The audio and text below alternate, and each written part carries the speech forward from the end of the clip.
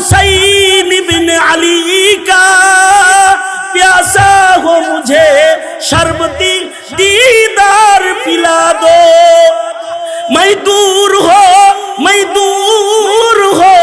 मजबूर हो ऐ सईद आलम, दीदार दिखाते नहीं आवाज सुना दो।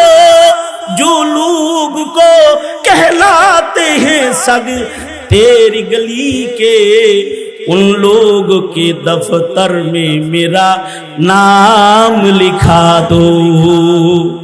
এমন কথোপকথন পয়গম্বর মুসা করতেন। মুসা নবীর জালাল ছিল আমাগো বাবার মতো, লাঠি লয়ে চলতো সব সময়, লাঠিওয়ালা। মুসা নবীর মুজিজার ভেতরে গুরুত্বপূর্ণ মুজিজা হলো লাঠির মুজিজা। সবার জালাল, সবাই এক মেজাজের হয় না, কারোর জালাল বেশি, কারোর জামাল বেশি। সব মৌলবি এক দাসের হয় না। অনেকে কয় হুজুর খুরশিদ কাসেমী সাহেব হুজুর আমাকে লাঠি দিয়ে বাইরে বেরছায়। সবাইকে কি সুজা মৌলবি পাইছো নাকি? তো মুসা আলাইহিস সালাম মার্কা মৌলবি, লাঠি তো দেখাইবই। জালাল বেশি তো থাপ্পড় দিছে, মানুষ মরে গেছে। গরমের হালত হলো এমন যে দিছে একটা, এক থাপ্পড়ে কিসসা মুখতাসার হয়ে গেছে। লাঠি তোর সাথে আসি, তার ভেতরে লাঠির ভেতরে আজব পাওয়ার। পয়গম্বরের লাঠি আর আমগর লাঠি এক লাঠি না।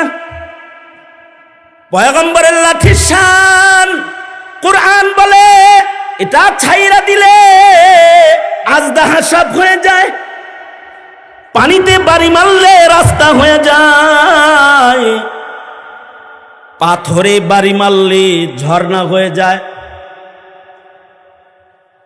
এটা দিয়া খালি মানুষ বাইরান যায় তা না, কারণ লাঠি দিয়া মানুষ বাইরান যায় আর কুত্তা বাইরান যায়, কিন্তু মুসা আলাইহিস সালামের লাঠি দিয়া পাথর বাইরান যায়। একবার পয়গম্বর মুসা আলাইহিস সালাম তুর পর্বতে গেছেন, তাফসীরে আসছে তুর পাহাড়ে গেছেন। তো ওনার আদত ছিল তুরে গিয়ে আগে নামাজ পড়তেন, তারপরে আল্লাহর সাথে কথা হইতো। নামাজ পড়েছেন, সালাম ফিরাইছেন, দেখে সামনে বিশাল বড় একটা সাদা পাথর।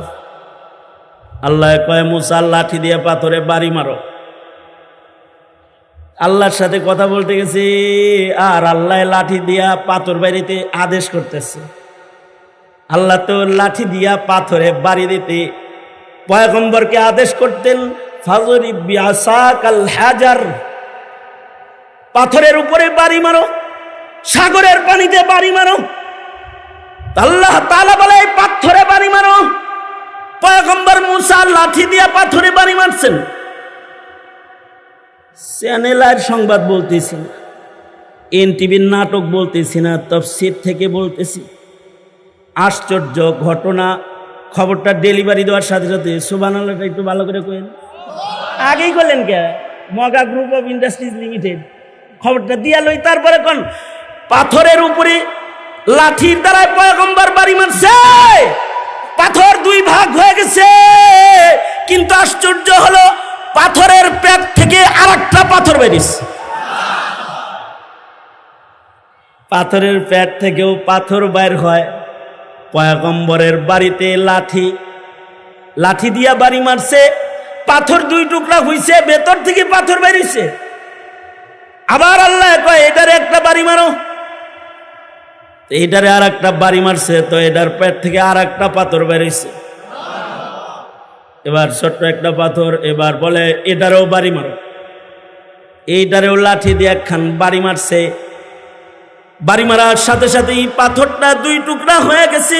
পয়গম্বর দেখতে পায় এই পাথরের মাঝখানে ছোট্ট সুন্দর একটি ঘর আছে, আর এই ঘরের ভেতরে একটা কালো পোকা বসে বসে জিকির করতেছে। আল্লাহ তাআলা মুসাকে বলে, পয়গম্বর পোকাটা দেখে আশ্চর্য হইতেছে মনে হয়, তাহলে একটু কান পাইতে শোনো পোকা কি কয়। পয়গম্বর কান পোকার কাছে নিলে শুনতে পায় এ পোকাটা বলতেছে সুবহানা মান রাআনি, পবিত্র ওই সত্তা যিনি পাথরের পেটে পাথর, তার পেটে পাথর, তার পাতে আমি। এমন কঠিন জায়গায় আমি আছি, কিন্তু আমার মহামালিক পুত পবিত্র এ জায়গায় তিনি আমাকে দেখছেন এবং সামিয়া কালামি ওয়া যিকরি, আমি ডাকতেছি, কথা বলতেছি, আমার কথা, আমার জিকির তিনি শুনছেন। এবং এই জায়গায় নীরবী একাকিত্বের এই ঘরে আমি বসবাস করতেছি, যেখানে পৃথিবীর কেউ আসে না। এই জায়গায়ও রাযাকানি রব্বি, এই জায়গায় আমার রব আমাকে রিজিক দিতেছেন। আল্লাহু আকবার। এই জায়গায় রিজিক দিতেছেন। একটা ছোট্ট পোকাকে পাথরের ভেতরে রিজিক দিয়া আল্লাহ তাআলা পালতেছেন। এই পোকাটার গুণ হলো পোকাটা জিকির করে। পৃথিবীর যত মাখলুক আছে এরা সবাই জিকির করে। ইউসাব্বিহু লিল্লাহি মা ফিস সামাওয়াতি ওয়া মা ফিল আরদ। আমাদের দোষ হলো আমরা ফেসবুক চালাই, অনলাইনে থাকি, বাজে কথা কই, উল্টাপাল্টা আলাপ করি, কিন্তু জিকির করি না। জিকির কমে গেছে তো আমাদের রিজক তঙ্গি হয়ে যাইতেছে, জিকির কমতেছে, আমাদের ইজ্জত কমতেছে, জিকির কমতেছে, লজ্জতে ইবাদত কমতেছে, জিকির কমতেছে, সমাজের ভেতরে অন্যায় আওয়াজ বাড়তেছে। মাহফিল হইলে আপনা করে আমরা কিছু জিকির করাই, সুবহানাল্লাহ বলাই, আলহামদুলিল্লাহ বলাই, নারায়ে তাকবীর, আল্লাহু আকবার বলাই, এইটা অনেকের ভালো লাগে না। এত জোরে জিকির করেন কে? এটাও ভালো লাগে না। এতটুকুনকেও বন্ধ করে দেওয়ার চক্রান্ত চলছে।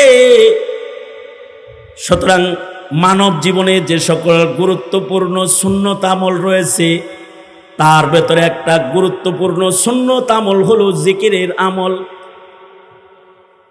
আপনাদের কাছে ওয়াদার রবিউল আউয়ালে আপনাদের কাছ থেকে নিতে চাই, প্রতিদিন মুহাব্বতের সাথে কিছু সময় জিকির করবেন, জিকরুল্লাহর সুন্নত আদায় করবেন।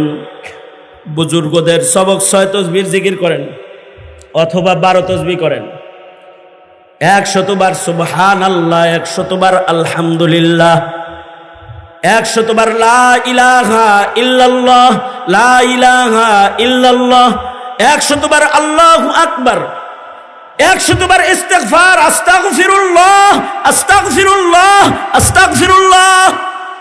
দুনিয়ার সব কাজের সুযোগ হয়, জিকরুল্লাহর সুযোগ কেন করবেন না? প্রতিদিন 10-15 মিনিট সময় আল্লাহর নামের জিকির করবেন, ইনশাআল্লাহ বলেন। করবেন তো ইনশাআল্লাহ? কারা কারা জিকির করবেন? প্রতিদিন জিকিরের সবক আদায় করব ইনশাআল্লাহ বলেন। সবক আদায়ের ফায়দা হলো, যারা জিকরুল্লাহর আমল সবক বানায় আদায় করে, অন্য আমলগুলো আঞ্জাম দেওয়ার শক্তি আল্লাহ তাআলা তাদেরকে দান করে। তাদের কলব বড় আমল করার জন্য শক্তিশালী হয়। 3টা কথা বলবো, তার একটা কথা বললাম। পোকায় যদি পাথরের ভেতরে জিকির করে রিজিক বাড়াইতে পারে, দেশের উন্নতির জন্য, রিজিকের প্রশস্ততার জন্য আমেরিকা আর ভারতের কাছে ধন্যবাদ ধরতে হবে না। জিকির করো, জিকির করো, জিকির করো। আসমানের রিজিক আল্লাহ দান করবেন। জিকির ছাড়বা, গজবে পড়বা। একটা কথা। দ্বিতীয় নম্বর কথা হলো দরুদ পড়েন। নবীর আশিক হন, দরুদ পড়েন। নবীর প্রেম বাড়ান, দরুদের আমল করেন। এখন তো জিলাপি ছাড়া দরুদ শরীফ পড়ে না এক শ্রেণীর মুসলমান। এগুলোর দরুদ চেতে হলো জিলাপি দেখলে, আর প্যাকেট দেখলে, আর আমিরটি রসগোল্লা দেখলে চেতে যায় দরুদ শরীফ, তখন চেতে দরুদ। দরুদ পড়ো, দরুদ পড়ো। কমপক্ষে প্রতিদিন 100 বার দরুদ পড়েন 6 তাসবিহর সাথে। যদি আরো বাড়ায় পারেন, আরো বেশি বাড়ায় পড়েন। কেউ যদি একবার দরুদ পড়ে, আল্লাহ পাক 10 কোথায়? আল্লাহু আকবার বলেন। একবার দরুদ পড়লে আল্লাহর রহমত পাওয়া যাবে 10 বার। দরুদ পড়লে সাথে সাথে দরুদটা নবীজির কাছে পৌঁছে যাবে। যতবার দরুদ পড়বেন ততবার আপনার নাম আপনার নবীর কাছে যাবে।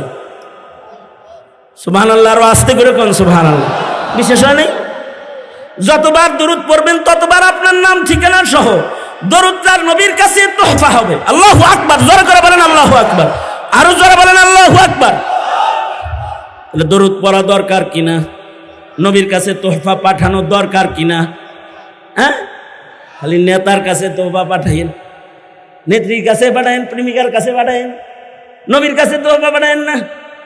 নবীর সাথে সম্পর্ক তাআল্লুক মজবুত বানাইবার জন্য দরুদ পড়েন। রবিউল আউয়াল মাস চলছে, এ মাসে অনেকে কেক কেটেছে, অনেকে ঈদ পালন করেছে, অনেকে র্যালি করেছে, করছে না? হ্যাঁ, খুব প্রেম প্রকাশ করেছে, নবীর নামে ঈদ উদযাপন করেছে। এটা প্রেম না। দরুদ পড়ো, এটা প্রেম। সুন্নত মানো, এটা প্রেম। হাসান জামিল সাহেব বয়ান করছে যে দাড়ি রাখো, দাড়ি রাখো, সুন্নত মানো, এটা প্রেম। নবীরে এক বেলা স্মরণ করলে হয় না, নবীরে 1 ঘন্টা স্মরণ করলে হয় না। ওয়ারাফানা লাকা যিকরাক, নবীকে কদমে কদমে সরতে হয়। শ্বাসে শ্বাসে নবীর সুন্নত মানার জন্য নবীর স্মরণ করতে হয়। যাদের ভেতরে নবীর স্মরণ বেশি কেউ বানাইতে চাইবে তাকে সুন্নতের আমল করতে হবে। যার ভেতরে যত সুন্নত আসবে তার ভেতরে নবীর স্মরণ তত বেশি হবে। খালি জিলাপি খাইলে নবীর স্মরণ হবে না, সুন্নত যত হবে নবীর স্মরণ তত হবে। সুন্নতের ইত্তিবা যত বেশি হবে, রব বাংলায় কিন্তু আল্লাহর কাছে, আল্লাহর রাসূলের কাছাকাছি কুরবত হাসিল হবে। কারণ যাদের ভেতরে সুন্নত পাওয়া যাবে তারা নবীর কাছে চলে যাবে, যাদের ভেতরে সুন্নত পাওয়া যাবে না তারা নবীর থেকে দূরে চলে যাবে। কারণ জমিনের দূরত্ব, জমানার দূরত্ব উম্মতের সাথে নবীর সাথে দূরত্ব না, উম্মতের সাথে নবীর দূরত্ব সুন্নতের দূরত্ব। ইহুদি আর নাসারার কালচার অনুসরণ করবা, রাসূল থেকে দূরে সরবা। ইহুদিয়াত আর নাসরানিয়াত আমাদের ব্যক্তি জীবন, পারিবারিক জীবন, সামাজিক জীবনকে গ্রাস করে ফেলেছে। সঙ্গত কারণে মুসলমানের আওলাদ হয়ে নবীর প্রতি অশ্রদ্ধার কথা, অশ্রদ্ধার আচরণ মুসলিম ঘরে জন্মায় করতেছে। কারণ কি? নবীর সাথে ন্যূনতম তাআল্লুক নাই। ইহুদ নাসারারা যা পাঠায় দেয় ওইটা পালন করার জন্য পাগল হয়ে যায়। সিরা প্যান্ট পরার লেগে পাগল হয় অনেক। ইহুদিদের নিউ স্টাইল প্যান্ট হইল জানালা প্যান্ট। কি প্যান্ট? হ্যাঁ, বের হইছে। কি প্যান্ট?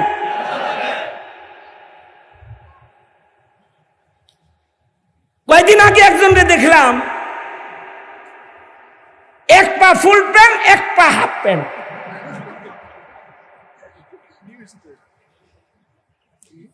এক পা ফুল প্যান্ট আর 1 পা হাফ প্যান্ট। আমি জিজ্ঞাসি, বাবারে এটা কি? হুজুর এটা নিউ স্টাইল, এবারে ঈদে পাইছি। 1 পা ফুল প্যান্ট আর 1 পা হাফ প্যান্ট, 1 হাতা ফুল হাতা আর 1 হাতা হাফ হাতা। মানে বদল করছে আর কি। এই পা পড়ছে হাফ প্যান্ট আর এই পা পড়ছে ফুল হাতা, এই হাত পড়ছে ফুল হাতা, আর এইটা হলো হাফ হাতা, এটা হলো ফুল প্যান্ট। আমি কই যে এ তো শয়তানের খালা তো বাইরে। কিসের জন্য ইহুদি অনুকরণ করো? শান্তির জন্য, স্মার্ট হওয়ার জন্য। रिफातू की जुस्तजू में, रिफातू की जुस्तजू में ठुकरे तू खा चुके, आस्ताने यार पर अब सर झुका कर देख ले, आस्ताने यार पर अब सर झुका कर देख ले। 2-4 মিনিট লাগবে একটা স্বপ্ন বলার মাধ্যমে আমি আমার আলোচনা ইতি টানব। স্বপ্নটা দেখেছেন কাসেম নানতুবি রহমতুল্লাহ আলাইহির আমলের কেউ, কারি তৈয়ব সাহেব রহমতুল্লাহ আলাইহি পাশাপাশি এই ঘটনাটি বারবার বর্ণনা করতেন শেখ ইউনুস রহমতুল্লাহ আলাইহি। কারি তৈয়ব সাহেব রহমতুল্লাহ আলাইহি অর্ধশত বছরেরও বেশি কাল দারুল উলুম দেওবন্দ মাদ্রাসার মুহতামিম, আর শেখ ইউনুস রহমতুল্লাহ আলাইহি মাজাহিরে উলুমের শেখুল হাদিস, শেখ জাকারিয়া রহমতুল্লাহ আলাইহি আজাল্লে খুলাফাদের একজন। বান্দার সুকপাল, এ বান্দার খুশনসিব যে এই বান্দা আলহামদুলিল্লাহ শেখ ইউনুস রহমতুল্লাহ আলাইহির সাথে মদিনাতুল মুনাওয়ারাতে 2006 অথবা 7 সালে রমজান মাসে মদিনায় তয়বায় ইতিকাফ করার সুযোগ এই গোলামের হয়েছে। আমি শেখ ইউনুস রহমতুল্লাহ আলাইহির সাথে তখন ইতিকাফে, ঈদের পরের ঘটনা, হুজুর আগে আগে যাইতেছেন, আমরা পিছে পিছে যাইতেছি। মসজিদে নববীর সেহেনে, মসজিদে নববীর সেহেনের ঘটনা। হুজুর সবাইকে বললেন রুক যাও ভাই, সবাইরে বললেন থামো ভাই। তা আমরা সবাই থেমে গেলাম, হুইল চেয়ার থেমে গেল। আমরা দেখতে পেলাম একটা বিড়াল ওই দিক থেকে আসতেছে, আর এই আল্লাহর পেয়ারা এই বিড়ালের সম্মানে সবাইরে দাঁড় করাইছে। বিড়ালটা আস্তে আস্তে হুজুরের 4-5 হাত দূর দিয়ে ওই দিক দিয়ে যখন যায়, উনি বিড়ালকে দেখতেছেন। বিড়ালটা কাছাকাছি আসলে উনি বললেন আসসালামু আলাইকুম, এই আহলে মদিনা আসসালামু আলাইকুম। এবং আমরা অপলক নেত্রে তাকায় দেখলাম এই আল্লাহর পেয়ারা যখন বিড়ালকে সালাম দিচ্ছিল, ওনার চোখের পানি গড়ায় গড়ায় পড়তেছিল। বিড়ালটা গেল, তাকায় তাকায় দেখলেন আর কাঁদলেন। আহারে, আমি যদি বিড়াল হইতাম মদিনা, তাহলে নবী শহরের বিড়াল হয়ে দাঁড়াইতে পারতাম। নবীর প্রেম কত বেশি যে নবী শহরের বিড়াল হইবার চাই। তুমি নবীর জন্মদিন পালন কইরা আশেক হইবার চাও, আর তারা নবীর শহরে বিড়াল হয়ে নবীর শহরে একটু থেকে নবীর শহরের বিড়ালের নিসবত কায়েম করে হইলেও আশেক হইবার চায়। এটা হলো নবীর প্রেম, যে নবীর শহরের কুকুর হইলেও নিজেকে সার্থক মনে করে। শেখ ইউনুস রহমাতুল্লাহ আলাইহি ওইরকম একজন আশিক রাসূলের নাম, যিনি উলামায়ে উজ্জাবদের একজন, ইমাম নববীর মতো জীবনে বিয়ে করে নাই। সারা জনম বুখারী পড়াইছেন আর বলতেন না কাহতু বিল বুখারী। এই শেখ ইউনুস ঘটনাটা বলতেন। উনি বলেন দেওবন্দ এলাকার এক লোক স্বপ্নে দেখলো, স্বপ্ন যুগে একজন এসে বলতেছে চলো যাই চলো যাই, অমুক জায়গায় রসুল আইছে, রসুল দেখবানি। আপনারা যেমন আল্লামা কাসিমিকে দেখতে আসছেন, উনাকে স্বপ্নে ডাকতেছি চলো যাই রসুল দেখবানি। লাভ আছে, আপনারা যেমন শুনছেন যে কাসিমি সাহেবরেও দেখা যাবে, সাথে হাসান জামিল সাহেবরেও দেখা যাবে, ফেরদৌস সাহেবরেও দেখা যাবে। তো উনি শুনতেছে যদি যাও রসুল তো দেখবা। রসুলের সাথে আছে আবু বকর, আছে ওমর, উসমান, আলী রিজওয়ানুল্লাহ আলাইহিম আজমাইন। এই 4 খলিফারে দেখতে পারবা। লোকটা লাভ দিয়ে উঠছে, স্বপ্নে দেখতেছে। কোন পথে কয় এই পথে অমুক মাঠে। লোকটা দৌড় দিছে, রাস্তা চলতে চলতে সামনে যায় দেখি রাস্তার ডান দিক দিয়ে বিনয়ের সাথে হেঁটে হেঁটে একটা লোক যায়। লোকটার নাম হুজ্জাতুল ইসলাম কাসেম নানতুবি রহমাতুল্লাহি আলাইহি। পাশে যায় বলে হযরত নবীর সাথে দেখা করতে যাইতেছেন মনে হয়? জি। চলেন আমিও যাইতেছি। কিন্তু হযরত কাসেম নানতুবি ধীরে ধীরে সুন্নত তরিকায় হাঁটতেছেন, হ্যার বরদাস্ত হইতেছেন। এলে তাড়াতাড়ি জয়েন না পাবলিক, র্যালি করেন না পাবলিক। আমাদের দেশে যেমন অনেক সময় দৌড় দেওয়ার আগে কাঁচা দেয়, কাঁচা কাঁচা নিংটি দিয়ে দৌড় দেয় না একটা, সে মোটামুটি কোমরে কাপড় বান্ধা ঘর থেকে বেরিয়েছে, আস্তে হাঁটা হের পুষে নাকি? হে কয় ধর হের লগে হাইটা পুষতো না, পরে হঠাৎ চলে যাইব পামু না, সুজা দৌড় দিছে, এক দৌড়ে চলে গেছে। হযরত কাসেম নানতুবিকে পেছনে ফিলাং যায় দেখে যতটুকুন বসার জায়গা তার মাঝখানে একটা লোক বসার স্পেস বাকি আছে। উদাহরণস্বরূপ 6টা চেয়ার আছে, 5টা চেয়ারে এক চেয়ারের রাসূল বসে রইছেন, 4 চেয়ারে 4 খলিফা বসে রইছেন, একটা চেয়ার খালি আছে নবীর পাশে। এ আশিকে রাসূল সে যাওয়ার সাথে সাথে আল্লাহর রাসূলের জিয়ারত করেছে, দেখা করেছে। স্বপ্নে দেখে আল্লাহর নবী তারে বলতেছে এখানে বসে পড়ো, ইজলিস মাই, আমার সাথে বসো।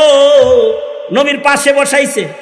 এই লোক মনে মনে চিন্তা করতেছে, কাসেম আগে আইলা না, খালি জায়গা পাইলা না,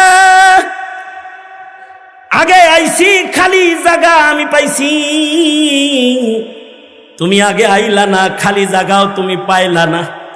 মনে মনে ভাবতেছে। কিছু দূর পরে দেখা যায় যে ডান পাশ থেকে সুন্নত তরিকায় হেঁটে হেঁটে কাসেম নানতুবি রহমাতুল্লাহ আলাইহি আসতেছেন। এই মজলিস পুরাটা হযরত কাসেমকে দেখা খুশি হয়ে গেছেন। কাসেম নানতুবি রহমাতুল্লাহ আলাইহি হুজ্জাতুল ইসলাম বলা হয় ওনাকে, কাসিমুল উলুমি ওয়াল খায়রাত, যার নিসবতে কাসেমি সন্তানদেরকে কাসেমি বলা হয়। যারা দেওবন্দে পড়াশোনা করেছে, যেমন আমাদের হযরত দেওবন্দে পড়াশোনা করেছেন, ওনাকে কাসেমি বলা হয়। তার মানে কাসেমি ফয়জওয়ালা শখসিয়ত, কাসেমি ফয়জওয়ালা মানুষ। কাসেম নানতুবি রহমাতুল্লাহ আলাইহি আসতেছেন, আল্লাহর রাসূল খুশ, সাহাবায়ে কেরাম খুশ। আল্লাহর রাসূল সাল্লাল্লাহু আলাইহি ওয়াসাল্লামের কাছে এসে হযরত কাসেম নানতুবি মুসাফা করলেন। আল্লাহর রাসূল হযরত কাসেমকে বুকে লইলেন, বুকে লইয়া টান দিয়া নিজের কোলে বসায় ফেলাইলেন। এই লোক পাশ থেকে কয় আইলাম আগে, কোলে জায়গা পাইলো যে পরে আইলো সে। আল্লাহর রাসূল বলে পরে আসলে দূরে যায় না, তবে সুন্নত না থাকলে দূরে যায়। অর্থাৎ জমানার দূরত্ব, জমিনের দূরত্ব, এইটার দূরত্ব না। আমি নবীর কাছে আগে আসা পরে আসা আসল দূরত্ব না। তাকায় দেখো আমার কাসেমের দিকে, আমার অনুকরণের বাইরে সে একটা কদম চলে না। সে আমার অনুকরণ সুন্নত দিয়ে নিজের মিলাইছে, এ কারণে সে আমার কোলে বসার উপযুক্ত হয়েছে। তোমাদের কাছে স্মার্টনেস আছে, আর উম্মতের আলেমদের কাছে সুন্নত আছে। এই নৈকট্যই আসল নৈকট্য, যেটা কাজে লাগবে কবরে, কাজে লাগবে হাসরে। সুতরাং সুন্নতের হিফাজত করব, দাড়ি কাটবো না ইনশাআল্লাহ। কারা কারা ইনশাআল্লাহ দাড়ি রাখা দিলা? যারা ছাত্র তারা কাটবা না, যারা চাচ্ছ তারা খুল লাগাইবা না। আল্লাহ কবুল করো।